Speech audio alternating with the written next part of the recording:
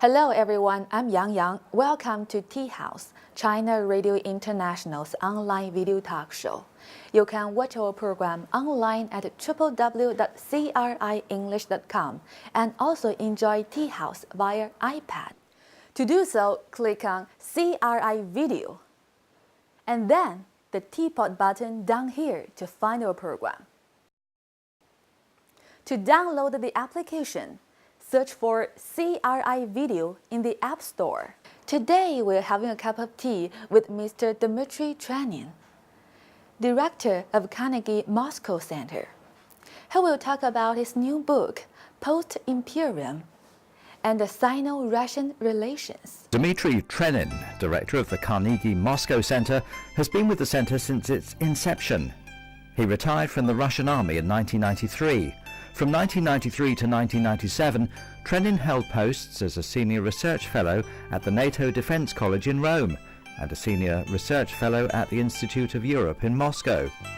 He served in the Soviet and Russian armed forces from 1972 to 1993, including experience working as a liaison officer in the External Relations branch of the Group of Soviet Forces stationed in Potsdam, and as a staff member of the delegation to the US-Soviet nuclear arms talks in Geneva from 1985 to 1991. He also taught at the War Studies Department of the Military Institute from 1986 to 1993. Trenin received his PhD from the Institute of the USA and Canada in 1984. Hi, Mr. DmitriTrenin, welcome to our program. Hi, Yan. It's great to be on the program with you. Thank you very much for inviting me. I'm happy you are joining our program and I prepare some tea for you. What kind of tea is that? It's Longjing tea. Okay, it's one of my favorite teas. Yeah. This year marks the 70th anniversary of China Radio International. What are your hopes to CRI? Well, I think that the world is very interested, never been as interested as it is now, in learning about China, in trying to understand China. China is such an important player whose importance is only growing. Unfortunately, very few people will be able to master the Chinese language. So for people like me and many other people looking at China who don't speak Chinese, we need a medium.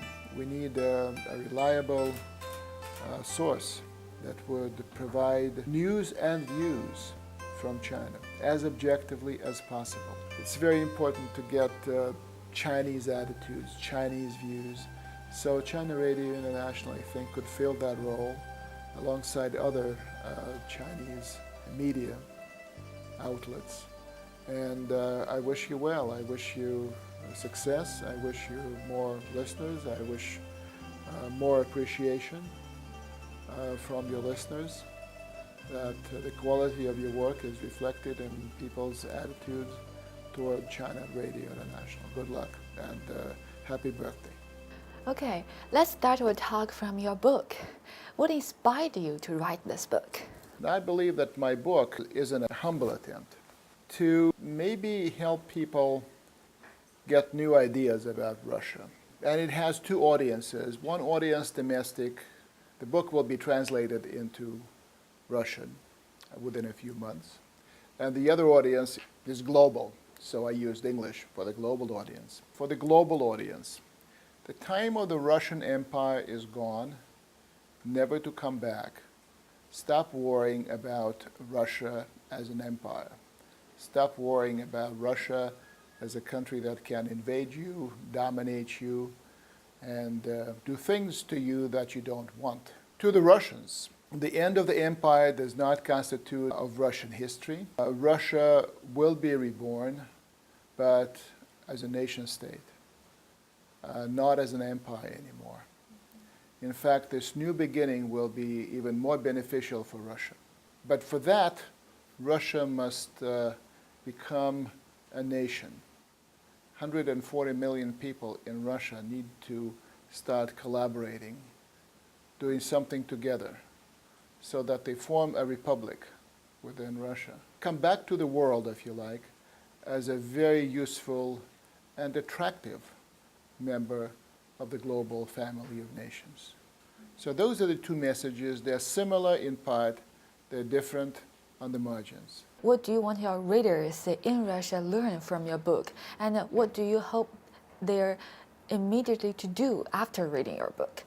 Well, I think that I would want them to say it's a good book, and I would want them to say there are a few things in this book that I will need to think about. What I'm trying to suggest in this book, or rather what I want the Russian readers of the book to get from this, is that imperial nostalgia is totally unproductive. A lot of people still remember the days of the Soviet Union. A lot of these people, including the younger people who don't remember the Soviet Union, they think of the Soviet Union as a great power, as a power that had a lot of weight in international affairs. They don't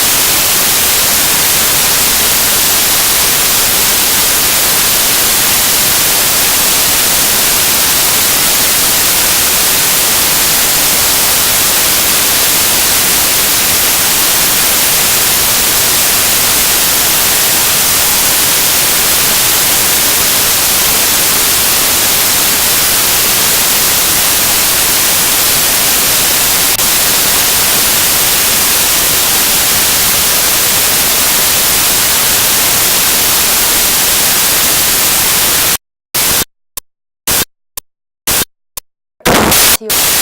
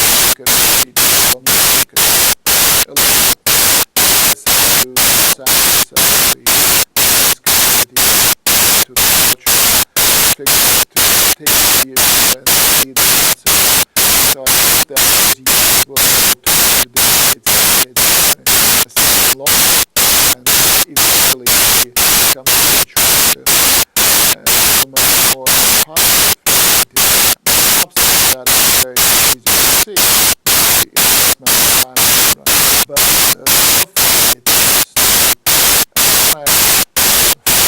investment association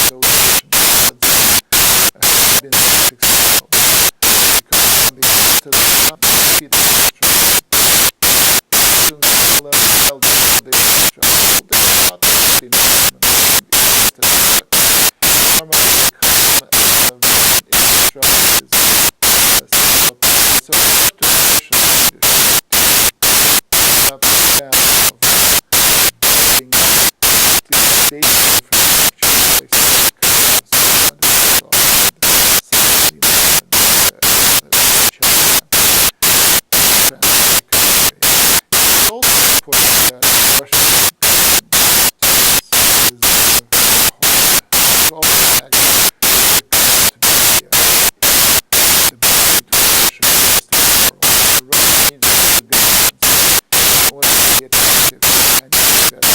after the flexible future has its such fashion with new reference.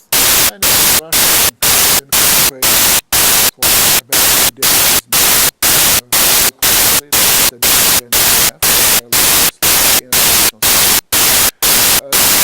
the case that France, China, and Russia is to take responsibility for international for stuff with the language close to their borders.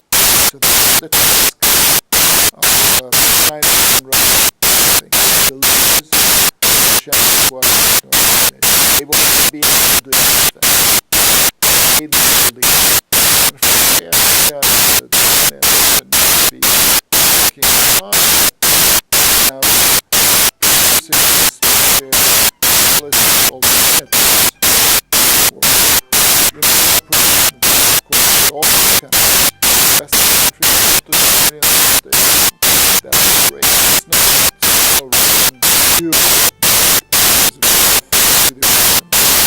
But like all responsible for the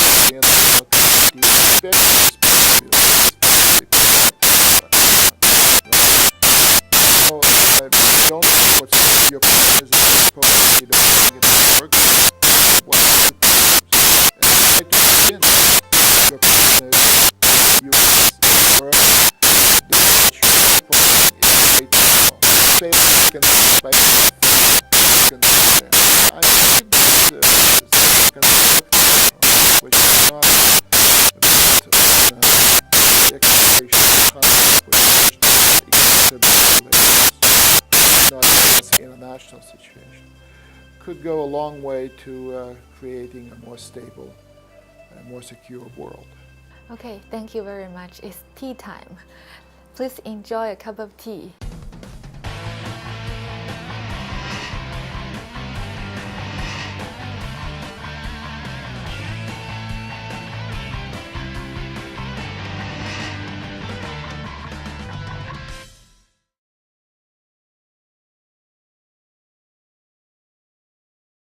Hi, Mr. DmitriTrenin. Welcome back to our program. Hi, Yan.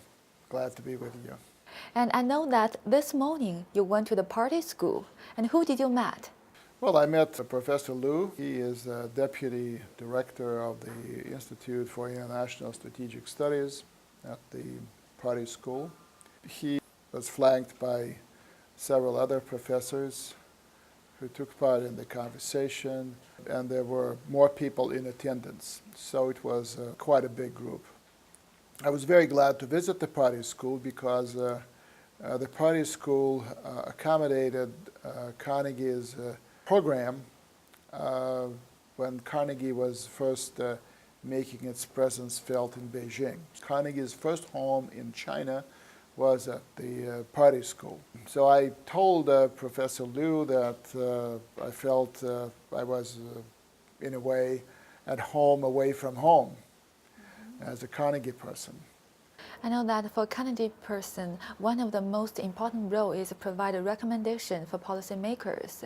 So what are your recommendations for the policymakers in China? The only thing I had to say was that in my, again, very humble position, I saw that China needs to find a new model for its further development. The model that you can call China 1.0, 1.0, is close to exhaustion. It's been a successful model, 10% growth for 3 decades. It has been a huge success. It has given China, first of all, it brought so many Chinese people, took them out of poverty. It produced a middle class, a few hundred million people strong, and tremendous successes. Any successful, any correct policy has a certain lifespan. I'm sure it wants to move higher, needs to come up with a model that would turn the Chinese economy, or let's say that would endow the Chinese economy with a very vibrant, innovative dimension that would take China above its present technological level of its economy, of its industry, first of all. That it finds a way of dealing with a situation in which the global demand for Chinese goods, because of the Eurozone crisis, because of the U.S. debt crisis, may slip. And China will have to, and I think that the Chinese people are working on that, that China focuses more on developing its own domestic market, so that more goods are actually bought by the Chinese people within China. And that raises their level of, their standard of living. What are your recommendations for the policymakers in Russia? I have several. At the philosophical level, I would invite them to look at Russia as a Euro-Pacific country. Russia is European, culturally, historically, and that's what it's always been and will continue to be. It's important to underline the Pacific element of Russia's geopolitical situation. Russia is the only European country where the stretch of the Pacific coastline. Actually, this Pacific coastline is Russia's frontier in the 21st century. This 21st century, many people say, and I would agree, will to a large extent belong to the Pacific area, the Pacific region. And Russia needs to use its geopolitical position to benefit from that. So this is the frontier, this is the cutting edge, this is where you need to be as Russian leaders. My other recommendation is get the programs of developing the Far East and Siberia working. There are enough with programs for programs' sake. We need Russia to start look different, start being different in its Far Eastern territories. And there have been